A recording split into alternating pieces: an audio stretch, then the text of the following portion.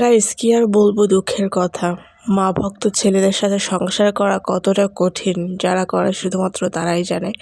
তাই বলি কি গাইস, বিয়ে করার আগে একবার হলো আগে খোঁজ নিয়ে নেবেন। ছেলের খোঁজ না, ছেলের মায়ের খোঁজ। ছেলের মায়ের চরিত্রবান কিনা, ছেলের মায়ের চরিত্রের দিক থেকে ঠিক আছে কিনা, ছেলের ফ্যামিলিতে ছেলের মা মাতব্বারি করে কিনা, বা ছেলের ফ্যামিলিতে গার্জেন ছেলের মা না ছেলের বাপ, এটা খোঁজ নেওয়ার পর অবশ্যই বিয়েতে রাজি হবেন, সমর্থন দেবেন।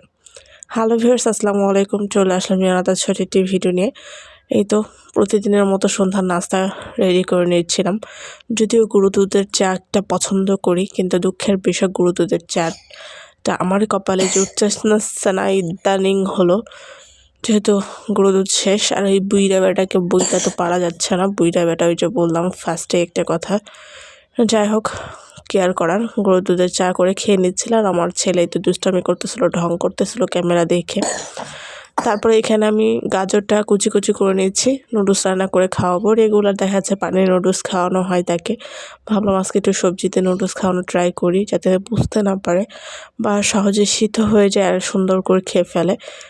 তো যে কথা সেই কাজ, এখানে গ্রেট করে নিলাম গাজরগুলো ছিলে। আর এই তো পেঁয়াজ কলি নিয়ে নিচ্ছিলাম, যেহেতু বাসায় আপাতত এই দুইটাই সবজি ছিল নুডলসে দেওয়ার মতো। এখন সিদ্ধ করার পালা, আর নুডলস দিয়ে সিদ্ধ করে তারপরে তো ভাজি করে নেব। তো যেটা বলতেছিলাম, যে আপুরা এখনও অবিবাহিত, তারা অবশ্যই বিয়ে করতে গেলে 10 বার হলেও খোঁজ নেবেন ছেলের ফ্যামিলিতে গার্জেনকে, আর ছেলের মায়ের ব্যাকগ্রাউন্ড কতটা ভালো, তাহলে হয়তো জীবনে সুখী হতে পারবেন। আর যদি ভুল করে ছেলের মায়ের খোঁজ না নিয়ে শুধু ছেলের খোঁজ নিয়ে আসেন, তাহলে হয়তো বা জীবনে সারাটা জীবন হতাশ এবং কষ্টেই ভুগতে হবে, এছাড়া আরও কোনো ওয়ে থাকবে না। ছেলের মা ভালো হলে ছেলে ভালো হতে বাধ্য, আমি মনে করি। আর ছেলের মা যদি 19-20 হয়, তাহলে ছেলে অবশ্যই 100% 19-20 হবে, এটা স্বাভাবিক।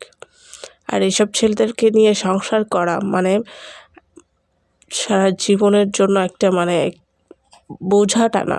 আমি যেটা মনে করি, এমন একটা সিচুয়েশান পার করতে হয়, যেটা আসলে না যায় কাউকে বলা, না যায় কোনো কিছু করা। যাই হোক, কথা বলতে বলতে আমার নুডলস রান্না শেষ। ধনিয়া পাতা দিয়ে তো নুডলসটা রান্না করে নামিয়ে নিলাম।